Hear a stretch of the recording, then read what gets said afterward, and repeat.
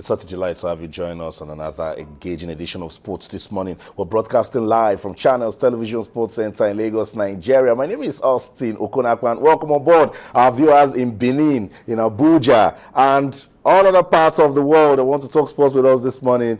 We welcome you to the program. Now let's talk sports. Where do we begin? Today is Monday, the 29th of September, 2014. That means tomorrow, the much anticipated NFF Elective Congress will take place in Warri, Delta State. NFF Drama Series 20. Aminu Maigari, Chris Green, and Musak Madu are suing the Nigerian police and the DSS for the constant, what they've called constant harassment of the trio as regards the issues going on in Nigerian football. We'll wait to see what comes out of that. A lot of people are saying that drama will come before the elections. We will keep you updated on what's going on with that. And that's it today. Okon's final judgment for his game, for his girls, as Coach Edwin Okon of the Super Falcons will release his final list of players that will represent Nigeria at the 9th edition of the African Women's Championship in Namibia. The coach believes that he has a team that can go to Namibia and win the trophy. We'll wait to see how that one will be. And that's it, Kano Pillars right there on your screen. They are getting closer and closer to winning their third Nigeria Premier League title. Kano Pillars showing promise after winning their game in the MPFL March Day 29 game. Kano Pillars victorious in that one 2-0 over Lobby Stars, and now they are 5 points clear on top of the Nigeria Premier League table. Kano Pillars showing some promise right there, talking about the Nigeria Professional Football League. That's it, Europe's trophy again. The European team defeated the United States team in the Ryder Cup to retain the trophy that they won last time around. That's it.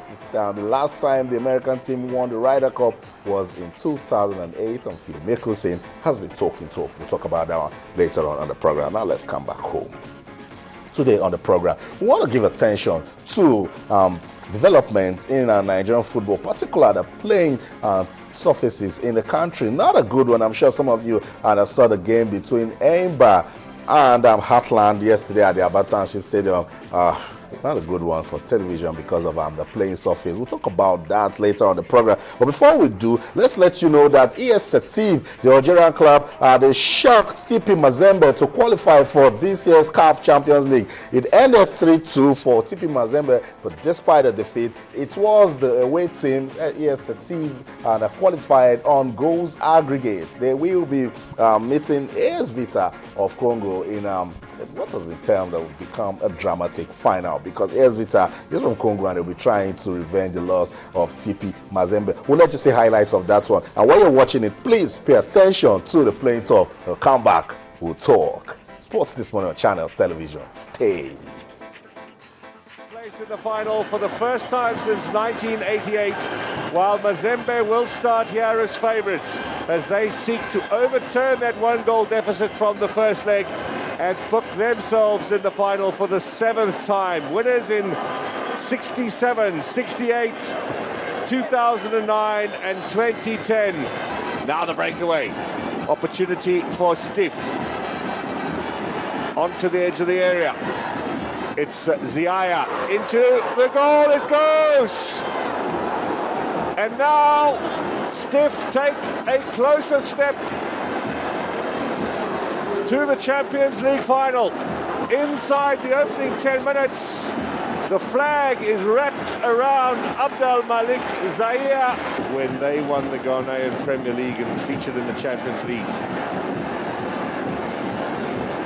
It's Kasusula, who's also standing over the ball, fancying his chances perhaps from the set piece. Kasusula will take it, on target! They are back in the game.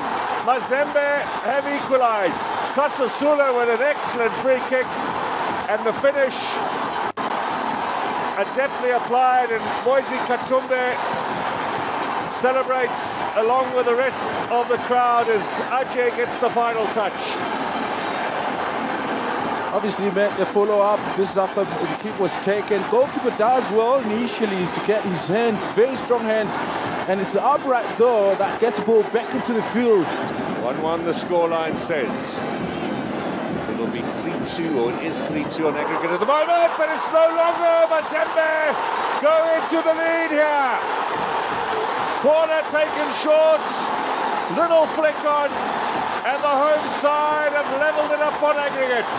It's 2-1 on the afternoon, it's 3-all overall, and Mazembe edging closer to the Champions League final perhaps. Wow, the way that they've been playing, I think it's the defender, Koulibaly, who obviously is one of the biggest. I mentioned him in the case of set pieces, very effective. He must have got into the end of it, a slight touch, but it's from the quality of the ball that it's played into the area. It's played with pace, you just need a touch, and it sails into the back of the net. Poor defending, they could have done better, but it's a great goal. Great set piece. I mentioned Kalaba as well, being a quality set piece taker. Mazembe pushing forward, looking for the third goal, which could be decisive. Left-footed cross, chance, goal! They've got it! They are in the lead now, and it is Maigari, the substitute, who's come on to score. Mazembe go 3-1 in the lead, and 4-3 on aggregate, and are inching closer to the final of the Champions League. Pressure from the Algerians, how they have changed their approach. Yunus into the middle, that's a great goal, Yunus has scored! Anton Setif now are on course for the final. Substitute Sofiane Yunus chips the ball into the back of the net, and you can hear a pin drop. Just the howls of delight from the Algerians. So that's it. Yunus scored that goal in the 75th minute and broke the hearts of thousands of fans that came out to support TP Mazembe right there in DR Congo. So it ended TP Mazembe 3, AS Setif 2, but it's AS Setif that will play in the final against AS Vita of Congo. And they will be playing for a monetary prize of $1.5 million and a ticket to the FIFA Club World Cup in Morocco in December. So that's it. We know our CAF Champions League finalists, no Nigerian team.